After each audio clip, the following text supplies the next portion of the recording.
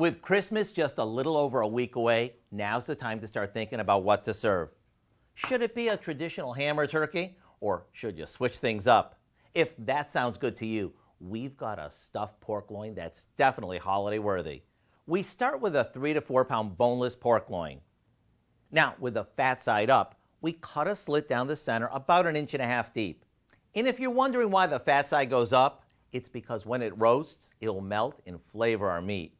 We set that aside for a sec and mix together some olive oil, salt and pepper, onion powder, along with some minced fresh garlic, chopped fresh sage, and thyme. Now, we rub the roast with this, making sure we get into the opening that we just cut. Once it's coated with all that flavor, we stuff it with a box of quick cooking stuffing mix that we made according to the package instructions and roast it for about 20 minutes per pound. You could even prep this in advance and cook it right before dinner. And when you bring this to the table and slice it, everyone gets to taste one of the most flavorful pork roasts ever, along with a hearty helping of stuffing. I really do hope you'll go online and get the recipe for our Herb Stuffed Pork Loin so you can give your family a Christmas gift that they'll really eat up.